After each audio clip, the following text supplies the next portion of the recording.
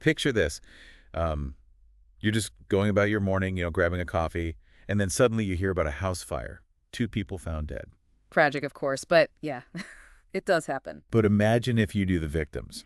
Imagine if it was your own mother. Now that would really hit home. And that's exactly what happened to Frankie Cineros back in December of 2012. We're diving into the unsolved murders of Alice Grigo and her boyfriend Ralph Salazar. A fire ripped through their Salt Lake City home, and it didn't take long for investigators to suspect foul play. We're basing this deep dive on an episode of the true crime podcast, The Deck. They did a really thorough job of exploring this case. Yeah, what struck me is how the story is told from these, different perspectives. Yeah, I see that. You have the official police investigation, which seems to just run into dead end after dead end. And then you have Alice's children, who are absolutely convinced that people connected to Ralph wanted him gone, and maybe Alice too. So like 2 sides of the same story. So let's go back to the beginning. It all starts with Frankie, Alice's son. He goes to check on her when she doesn't show up for work. Makes sense. She was a dedicated employee at Smith Bakery for over 17 years, right? Yeah, over 17 years. So when she didn't show up, it was a red flag. Like a break in her routine. Yeah. Something's not right. Yeah, and Frankie gets to the house, sees the smoke, the door's locked. It's just a terrifying scene. And then he finds his mother's body. Can you imagine? Horrible. Right. And it becomes clear pretty quickly that this fire was no accident. Right. Arson investigators determined it was set intentionally using gasoline, and on top of that, both Alice and Ralph had been shot before the fire even started. So whoever did this planned it out. Exactly. This wasn't some spur-of-the-moment thing. This was calculated. So many questions. Why go through all that trouble? What was the motive? That's the big mystery, isn't it? The who and the why. So before we jump into potential suspects, let's talk about who Alice and Ralph were. Okay, so Alice, she was a loving mother of 5, worked hard to provide for her family. And it seemed like she had finally found happiness with Ralph. He treated her well, they traveled together, and he helped her financially. But Ralph was a successful businessman, owned an aluminum siding and insulation company, and he had his own complications. He was separated from his wife, but still legally married. Yeah, and that always complicates things, especially when you're talking about potential motives. Right, and that's where the different perspectives really clash.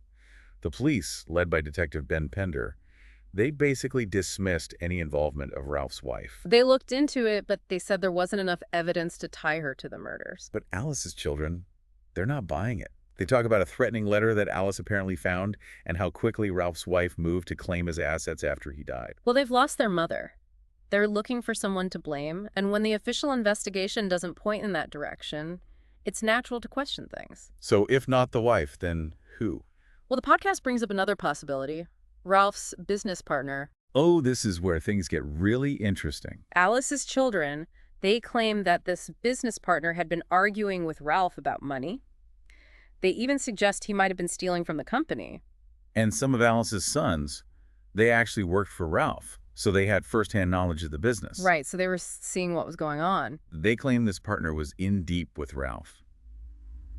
Ralph owed him a lot of money, and that adds a whole other layer of motive. You're getting an inside look at the financial dealings and the personal conflicts that might have been simmering beneath the surface. It makes you wonder if the police missed something, even though they investigated the company's finances pretty thoroughly. It's possible. Motives can be so complicated sometimes. It's not always just about money. It could be resentment, betrayal, revenge, and those things are harder to trace. So we have 2 possible suspects, both tied to Ralph, both with potential motives, but the police seem to have ruled them both out. It's frustrating. It is. And then there's another twist, or the robbery at Ralph's house a few years before the murders back in 2009. Seems unrelated at first. But Alice's children, they think it was committed by a former employee who used to live with Ralph. Someone with a grudge. Another figure from Ralph's past. It's like, this case is not just about the murders themselves, but about this whole web of relationships, both personal and professional. It's like trying to put together a puzzle where the pieces keep changing shape. And just when you think you're starting to get a handle on things, there's this DNA evidence. Ah, yes, the DNA evidence. This is where the investigation takes a fascinating turn and where we'll pick up in part 2 of our deep dive. Stay with us. We're back and still trying to make sense of the murders of Alice Grigo and Ralph Salazar.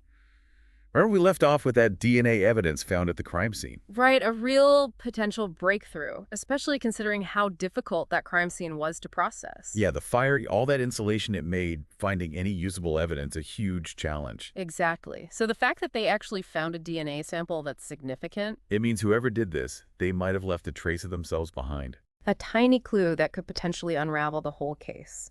And for Alice's family, this DNA evidence, it gives them a sliver of hope. After all these years of unanswered questions, now there's a chance they could actually identify the person who took their mother away. And that's huge. But Detective Pender, he's being very cautious. Understandably so. He confirms that, yeah, they got the DNA and they're investigating it, but he's not giving up any details about where it came from or if there are any matches. Makes sense. He doesn't want to jeopardize the investigation, especially if the killer is still out there. But it's got to be hard for the family. Yeah. They want answers. Of course. And the podcast really delves into the emotional toll this case has taken on them. It's not just about finding the killer, it's about understanding why their mother was taken from them. Right, they need closure.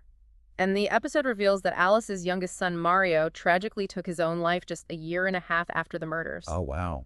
The grief, the unanswered questions, it was just too much to bear. It's heartbreaking. These cases, they're not just abstract puzzles. They involve real people, real families whose lives are shattered. And we have to remember that the impact of these crimes, it goes way beyond the immediate victims. So where do things stand now?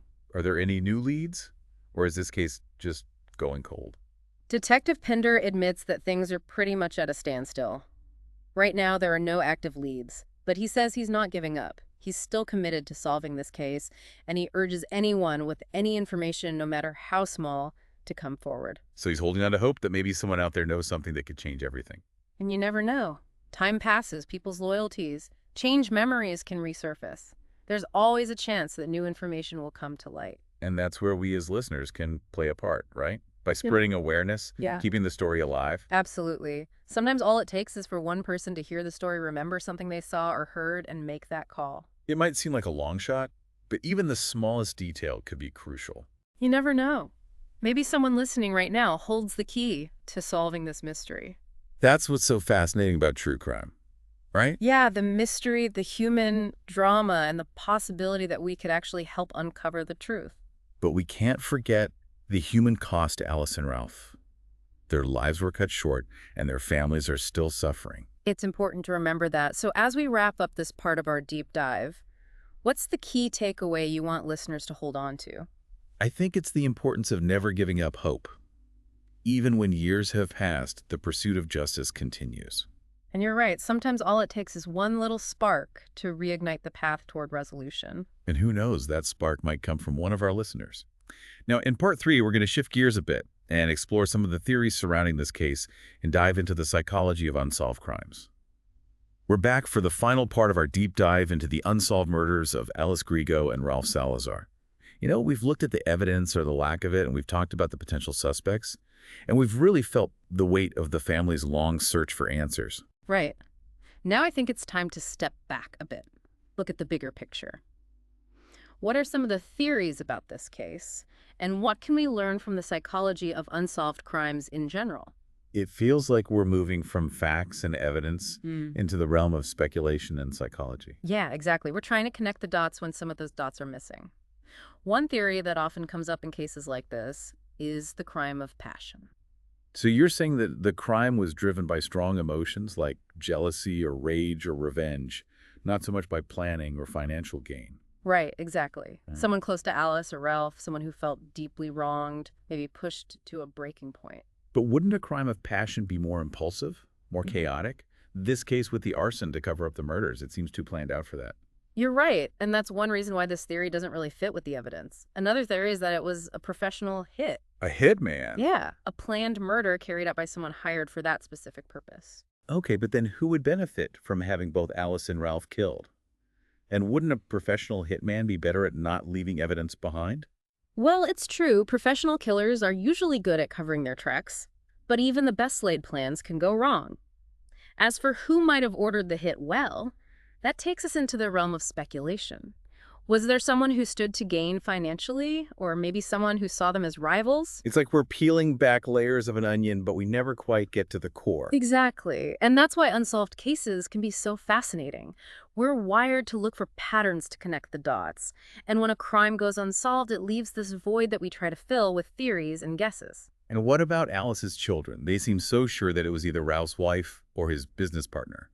Are they letting their grief and their need for answers cloud their judgment, or are they seeing something that the police missed? Well, it's natural for the people closest to the victims to have strong feelings. They're dealing with immense loss, a sense of injustice. They desperately want answers. And their perspective is important for investigators. But we also have to be careful to separate emotional responses from actual evidence. It's finding that balance, right? Yeah. Respecting the family's pain and their insights, but also focusing on the facts on what can be proven. Absolutely. And this is where the psychology of unsolved crimes gets really interesting. These cases can become obsessions for investigators, for the families, even for the public. We're all invested in finding the truth and restoring order and justice to a world that suddenly feels chaotic. It's like we need closure. We want to believe that even the worst crimes won't go unpunished. Exactly. And while finding justice is important, we also have to accept that some cases may never be solved. Maybe there's just not enough evidence. Maybe witnesses won't talk. Or maybe the killer was just too clever, too good at hiding their tracks. That's a tough thought to swallow. Or are you saying we should just give up hope? Not at all. Advances in technology, dedicated investigators, even a bit of luck. Those things can lead to breakthroughs in cold cases. The key is to stay open to new information, to question our assumptions, and to never underestimate the power of even the smallest detail. So what about the case of Alice Grigo and Ralph Salazar? Do you think it will ever be solved? It's impossible to say for sure, but I think the DNA evidence is really key. It's a possible link to the killer. And with new technology or a match in a database, it could change everything. So even with all the uncertainty, even after all these years, there's still hope. Exactly. The truth is out there. And as investigators keep working and technology keeps advancing, there's always a chance that justice, even if it's delayed, will eventually be served. That's a powerful message. And it's something that all of us who are drawn to true crime, I think we connect with that. We may never know exactly what happened to Alice and Ralph, but their story reminds us that life is fragile, that relationships are complex, and that the search for truth and justice never really ends. If you enjoyed this deep dive into the unsolved murders of Alice Grigo and Ralph Salazar, be sure to subscribe to the deep dive for more explorations into the mysteries of the human experience. Until next time, stay curious and never lose sight of the possibility of justice, even when the odds seem stacked against it.